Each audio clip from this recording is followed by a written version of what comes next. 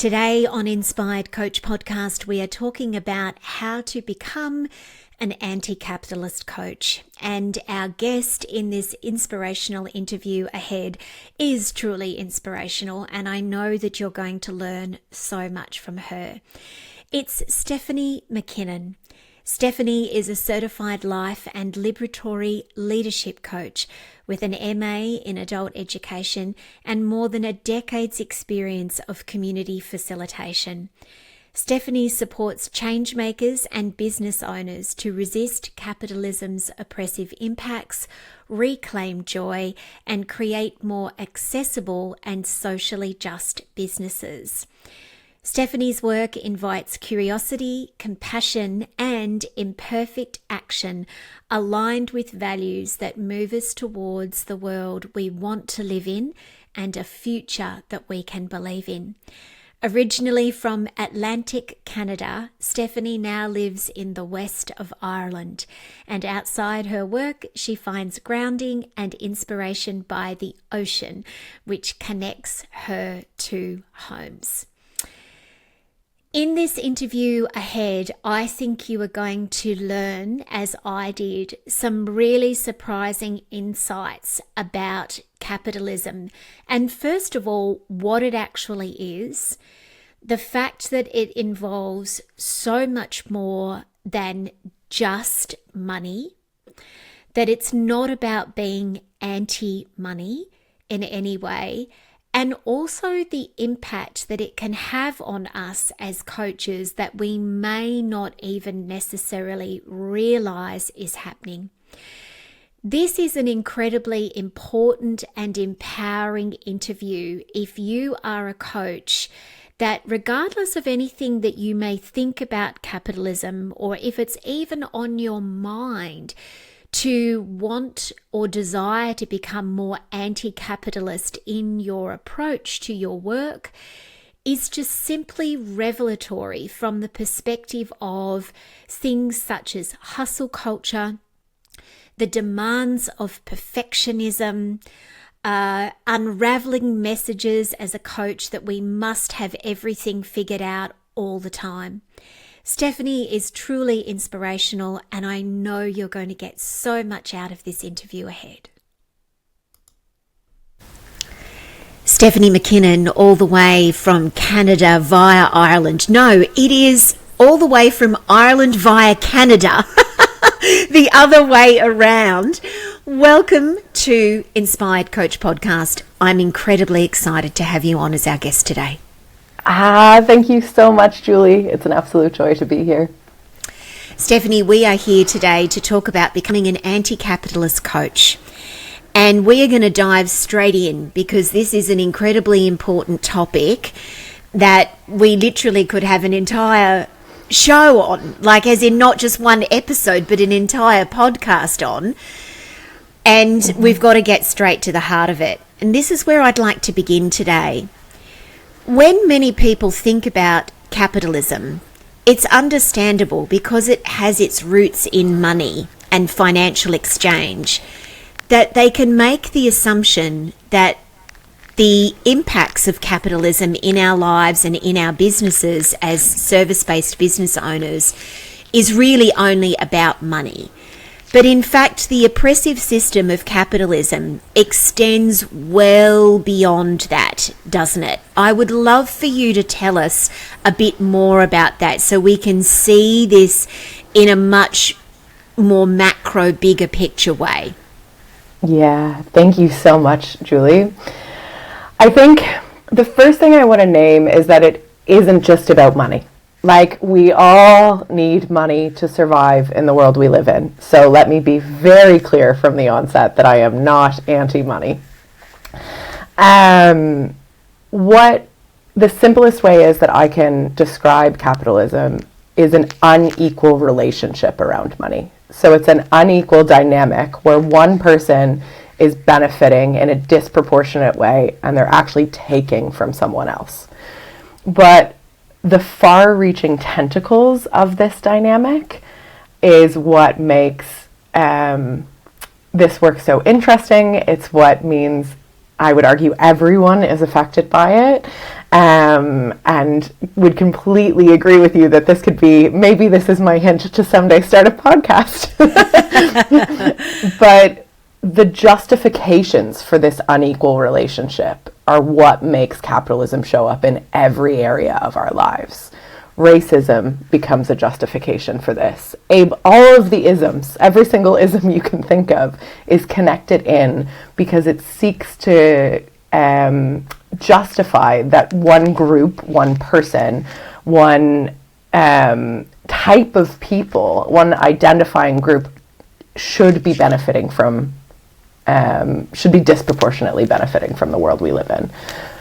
I could ramble so much more. I'm going to leave it there as my first thought on it. Yeah. Thank you, Stephanie. And so let's just be very clear about this, or even think about it from an example perspective. Mm-hmm. So a very classic example of that is, let's talk about the fashion industry.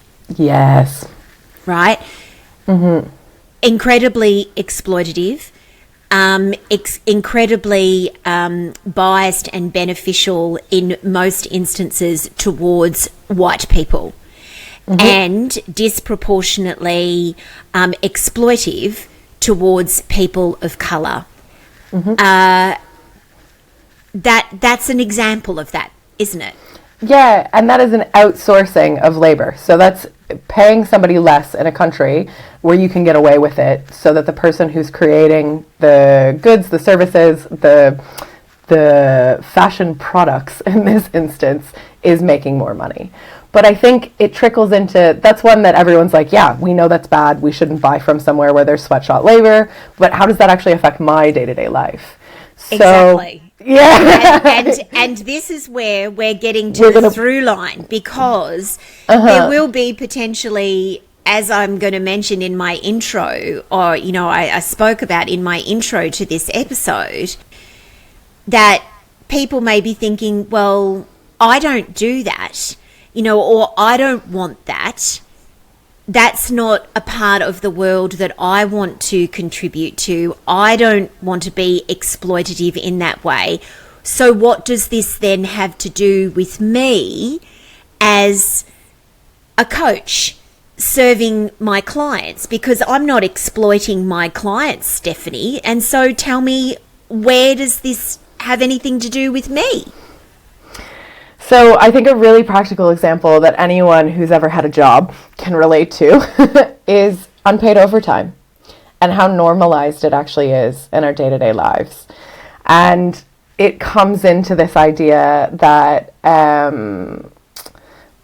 we need to be able to perform, to keep going. It's just so deeply ingrained as something, and that is actually a form of exploitation in and of itself.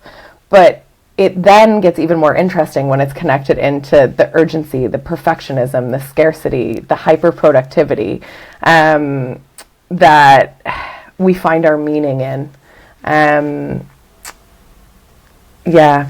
It's just so very pervasive.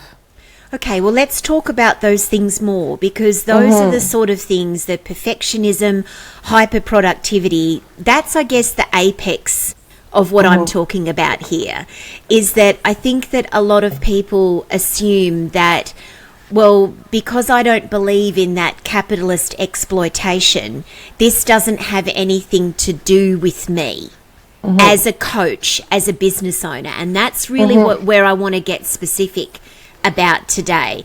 But in fact, it does, because what I'm hearing you say is that this oppressive system, the tentacles or the reach of it drives us with things such as perfectionism. It contributes to burnout, hyperproductivity, overworking, and a variety of other things. And so tell us more. I know this is a big question, but tell us more about how those things can show up for us in a coaching business, especially when it's something that we love. And so how can this happen? Yeah, I think the thing that immediately comes to mind with me with the perfectionism is the shiny, glossy, exactly everything is figured out in terms of a sales page, in terms of how you show up online, in terms of your outward facing presence. So the thought that everything needs to be perfect, your sales funnels, your XYZ, all of these things that marketing professionals are amazing at, but also can make us feel like we are not enough or not good enough to be showing up as space holders if we don't have figured out. If I hadn't just put my first post up, if I hadn't shown up as a messy human in the world, I wouldn't be doing the work that I'm doing right now. And capitalism treats us more like machines than humans. So the reality is we're fed this message that we need to have it all figured out or we will fail.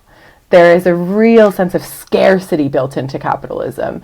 And that is because a minority of the world's population is hoarding a huge portion of the resources. So we're taught that if we don't do it perfect, if we don't have it all figured out, we might be left behind, because we're taught that hoarding is the way forward. So all of this is really, a really simple example I like to bring in with this is that there is actually enough food in the world to feed everyone. It's that it isn't equally distributed. Mm-hmm. Supermarkets are wild as an example for that, throwing out, anyway, that's a whole other tangent, but it's one we can touch, right? So it's not just in our food systems, it is so deeply ingrained in every moment of our day-to-day lives, which then trickles into how we feel completely overwhelmed to make our first Instagram post because we think it needs to be perfect. We feel completely overwhelmed to put our first sales page up. And the reality is that no human looking to work with a coach is looking for perfect, because that also makes them feel inadequate, right? Mm-hmm. So if you can, there's so much work to overcome the fear to recognize it, but come back to the vulnerability, come back to the humanity in yourself. That is actually what is magnetic to other people. I couldn't agree more. And certainly know, after more than 2 decades in this industry, that is, and doing this sort of work, that is very, very true. Stephanie, I want to talk for a moment, because this is a deep part of this as well, about the fear that capitalism can instill in us about things like, you've mentioned with perfectionism that that's a very core part of this, and it is that if we don't get things perfect, no one will want to work with us, and or we won't be able to do anything to the standard that means that we will be seen or engaged with. One of the other fears that comes through and can really impact us from a capitalistic perspective is around productivity. And the result of that can be, we think that we have to be on all the time, that we can never really, say, for example, take an extended period of time offline, that we cannot give ourselves a sick day or a mental health day, or to rest as much as we might need to, all driven by fear that we might miss out on that client, or we might miss out on that opportunity. If we are holding these sorts of thoughts, even subconsciously inside of ourselves, that is us being impacted by the oppressive system of capitalism, isn't it? Absolutely. This sense that there isn't enough, that you need to hustle to catch up, is so pervasive. And one of the questions I always ask is, who does that actually benefit? Because 99% of the time, it might not be quite as cut and dry within our own business, but it's a lot easier to look at when you're in an employee situation. Who does all of that extra work benefit? Who does all of that? And I mean, looking at social media as an example, you putting more and more content on social media, this is maybe harsh, but it's benefiting Meta. It's benefiting the social media companies. Like, somebody else is actually making money off of you feeling scared and catching up all the time. So I think it's such a, like, what do you need to come back to recognize what you really need, what you already have. One of the things that I always catch in people in some of the work I do is like this constant sense of growth. Like growth for what and for who? Because do you need another client right now? Like, is that actually, sometimes we do.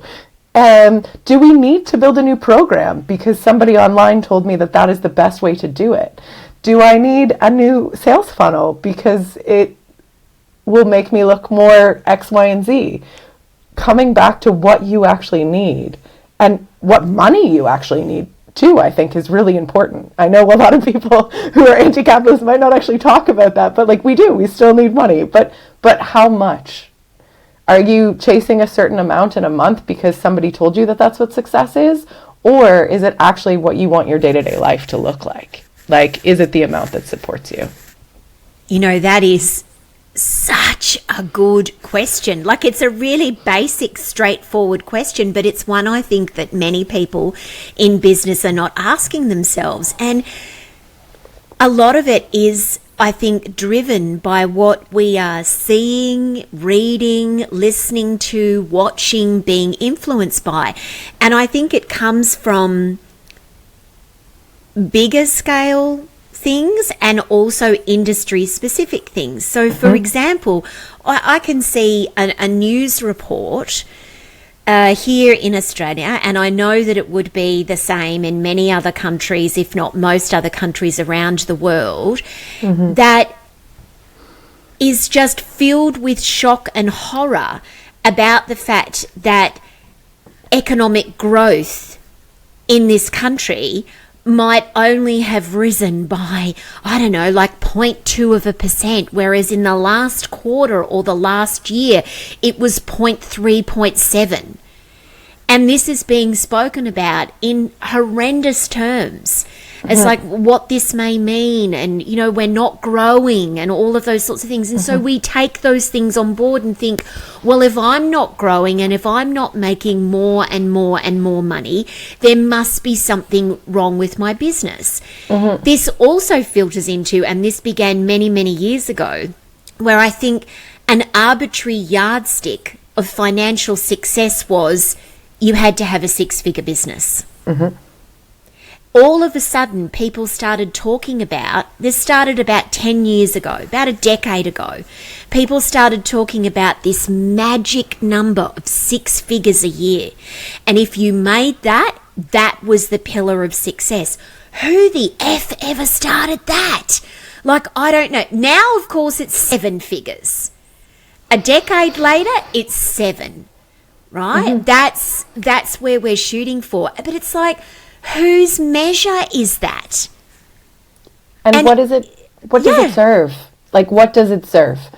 I think, again, we need money. I will repeat it because I know that everyone's like, and I know you know that. And I feel it's important to come out of my mouth because I'm coming as the anti-capitalist coach. But one of the things I try to remind people for is like, the money is to support the life you want. It is not the end goal in and of itself.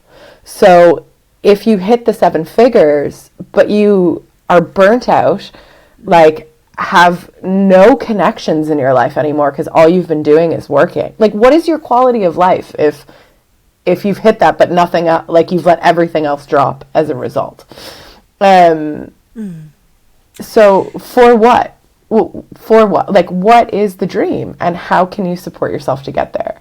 I think the other piece that capitalism does that I think is so important and keeps coming up as you're reflecting some of this back to me is that it disconnects us from everything. It disconnects us from everything but the quest for more money, the quest for more. Oh, tell us more, please. Yeah, it disconnects us because it's easier to feed us these messages. When we are disconnected, we are more susceptible to listening to that and to falling into all of the things that support other people to make more money off of us. We are disconnected, we are exhausted, and when we are not in community, when we are not connected to ourselves, we're more likely to scroll on our phones and buy more shit we don't need, right? We're more likely to outsource. We're more likely to need more money to buy more things to fill the voids that we actually could fill on our own if we were connected to ourselves. So I think, I don't say that to overwhelm you. It is very simple to counter. Care is the answer. Like literally caring for yourself, being in caring relationships with other people. Care reconnects us. And that is why time and space for you is so important. Anyway. No, it is. It's not anyway. It is. It isn't, because we're moving towards, in this conversation, talking about, okay, well, what do we do? If it's not, I mean, you've already mentioned some things, and I think if everyone was to take away, I'm sure they're going to take away many things from this conversation, but one of them, I hope, is for everybody to look at, how much money do you need to live the life that you truly want to live? Now, if that involves a super yacht, well, then you go, girl. And you, right? Nothing wrong with that. Like, I had the great pleasure many, many years ago of traveling overseas on a long haul flight, business class. Let me tell you something. When you have done that once and you have been able to sleep on a plane lying flat, wow, that's hard to come back from, Stephanie. Here's the thing I'm going to share with you and everyone else, that my master's supervisor, who is a renowned Marxist feminist, used to say, over beautiful meals she would cook her graduate students, that the only problem with the bourgeois lifestyle is that it's only available to the bourgeois. Like, it's not, liking nice things is not a problem. No. What I like as a nice thing is not going to be the same as the next person. The problem is when we are nonstop in the pursuit of that we get so disconnected from our own lives that we're susceptible to more of this, to the more, and we're running on a treadmill for someone else's gain. And that these systems are deeply rooted in perpetuating that some people are going to have to run a lot harder and a lot faster for a lot longer. So... Yeah, which is not equitable, and is not the world that I know heart-centered coaches that are listening to this right now will want for themselves. No. So let's continue to go deeper and get down to it, right? Okay. Because we've got coaches listening to this podcast right now, all centered around how to become an anti-capitalist coach. What do you, I mean, we've been talking about these things woven in and out this conversation the entire time that we've been here. But Stephanie, what are some of the main things that we need to start to focus on? And of course, we already know now that this is not about just not being exploitative in regards to what you're charging. This is about so much more than that, because the overwhelming majority of coaches that I know are charging fees that are in fact perfectly reasonable for the incredible work that they do. This is about so much more than that. It's about all the other things you've been talking about, the scarcity, the urgency-based marketing, the perfectionism. And so over to you. Like, where do we begin with this? I think at the core of this, at the core of the work that I do, I really aim to support people to reconnect to their humanity. Like, that's it. Capitalism pulls us away from our humanity. And for each person, what that is will feel different. But coming back to the messiness of being human and meeting yourself with compassion and grace in that, knowing that in those moments it actually, and not all the time, like don't throw yourself, I'm not saying to go on your social media and go from like the beautiful Canva posts you've put together and the curated intentionality of everything you've done to like posting a photo of you in your PJs on the cat. Like, you don't need to go full hot in the other direction, but it's like, where are the pieces of the messiness of the human experience that I feel comfortable connecting with other people on? And I think looking at things as a more collective perspective. From competition to collective, I think is a really beautiful option too.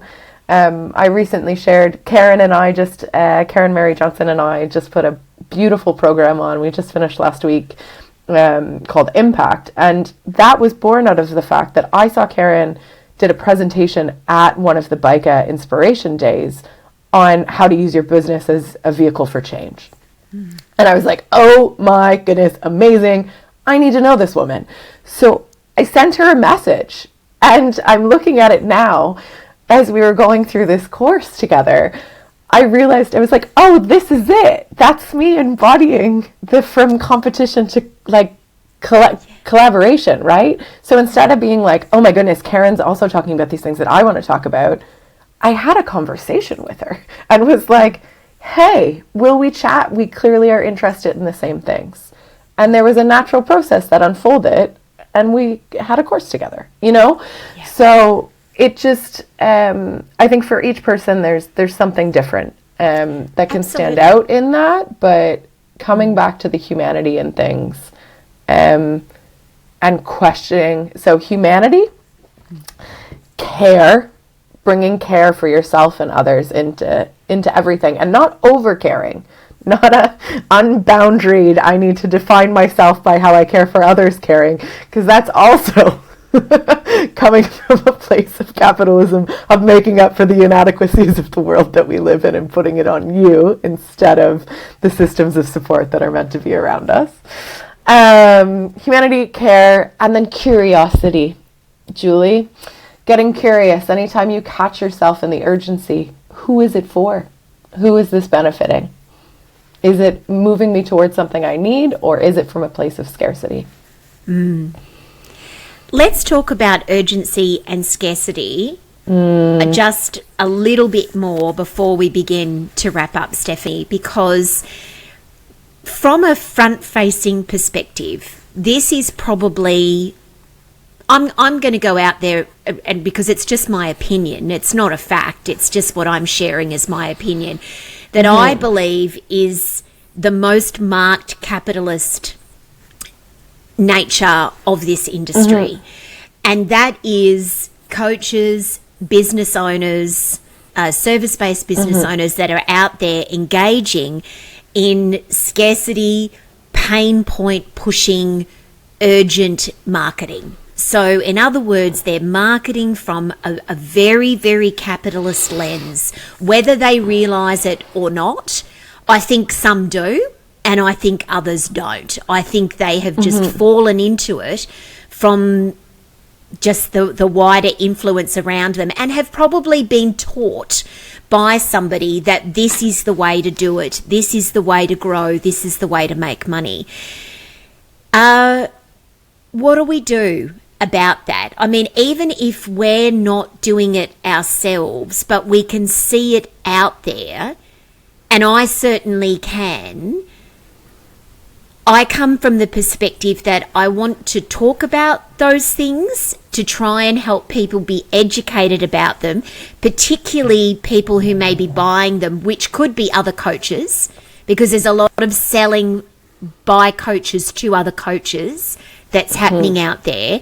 But also remembering that is just one part of this industry, and there are many other glorious, wonderful things going on.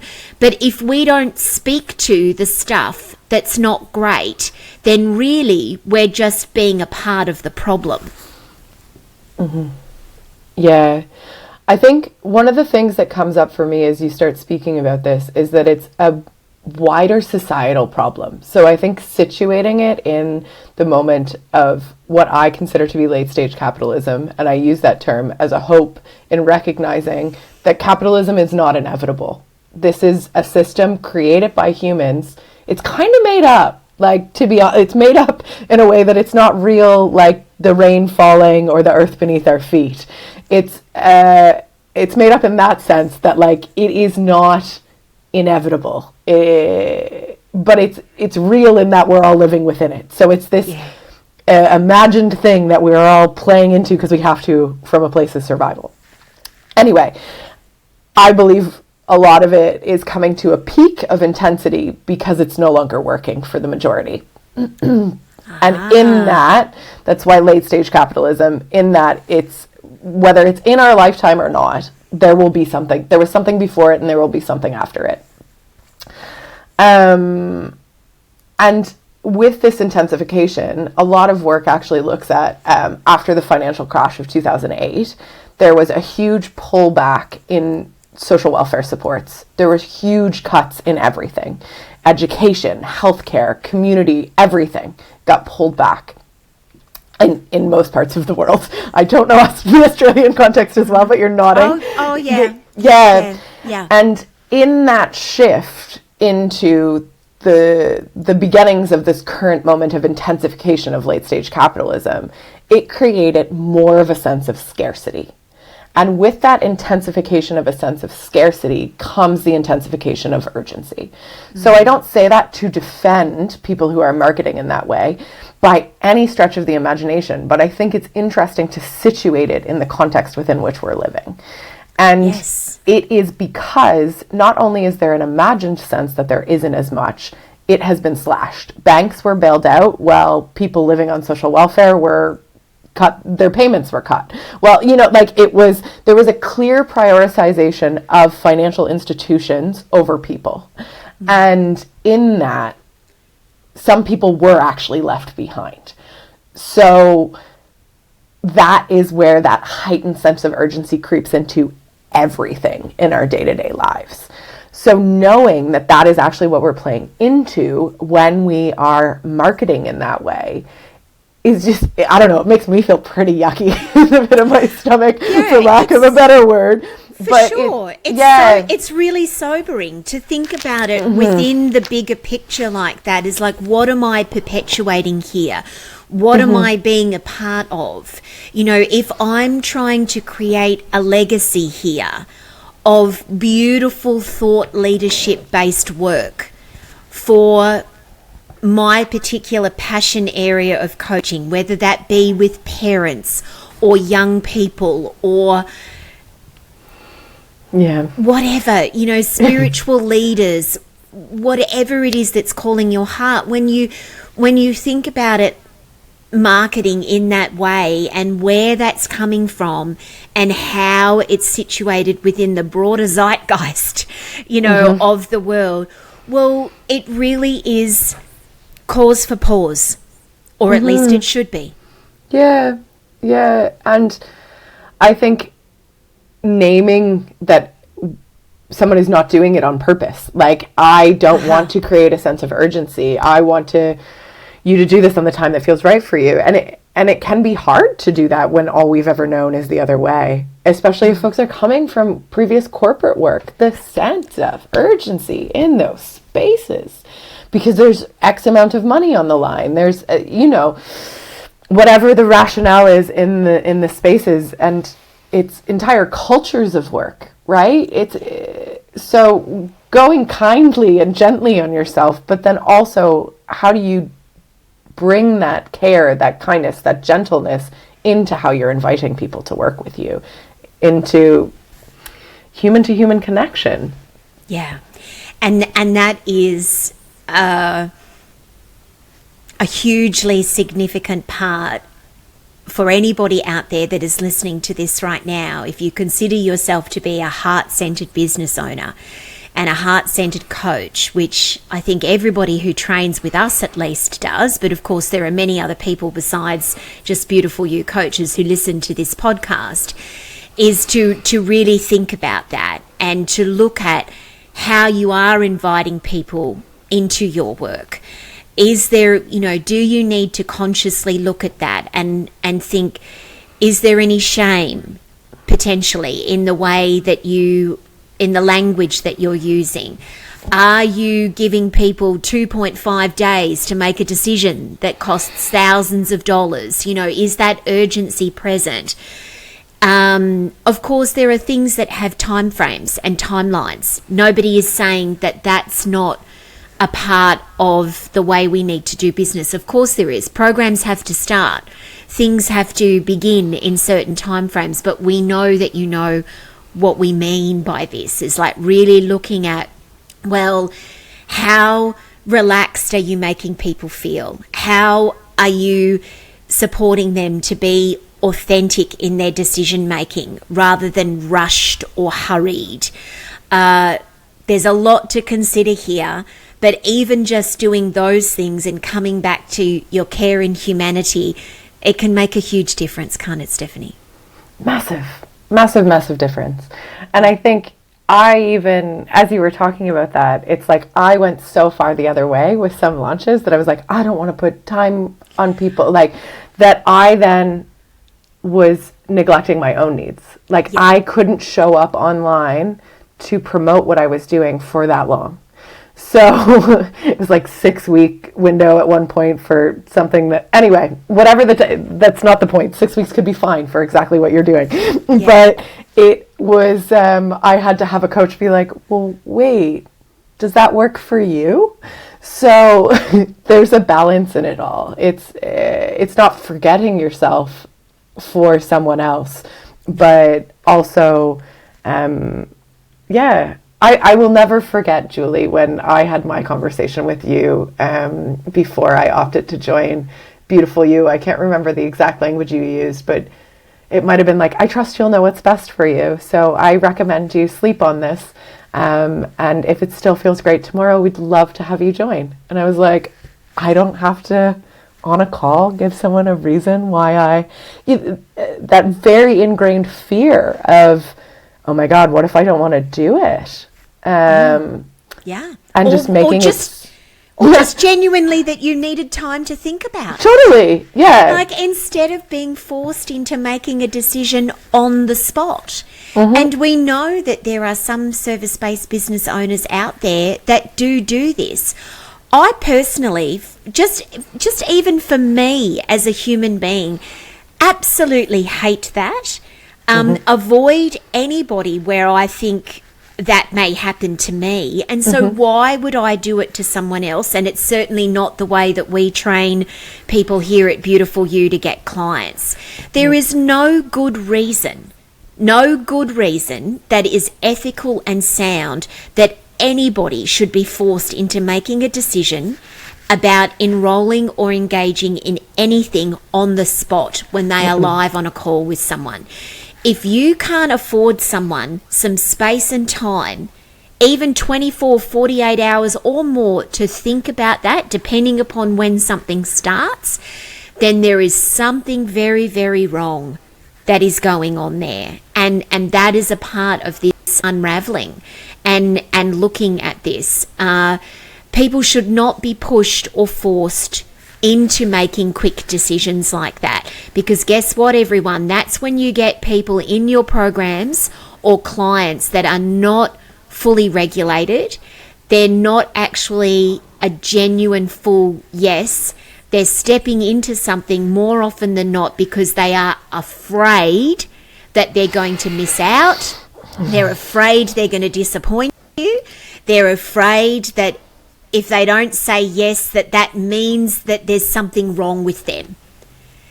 Those are not great reasons to have somebody in your programs, or because there is going to be trouble with that at a later point. And this is one of the reasons why we have, just to add into the mix here, a very, very, very low withdrawal rate in our courses. Extremely low in comparison to the general, what they call market standard, right? For our training, we are well below that. Why do I think that is? I think it is because we do not push or force anybody into making a decision to join us. We want people to step in because they are, as much as possible, a full-bodied yes. Yeah. Absolutely. Yeah. Yeah.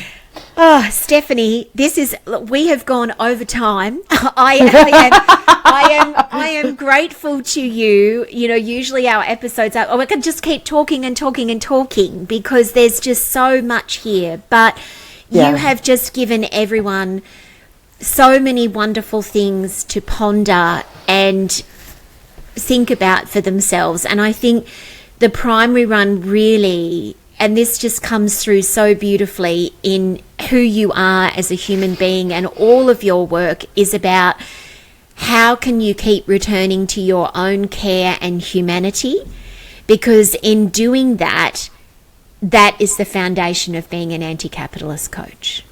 Massively. Yeah. Yeah.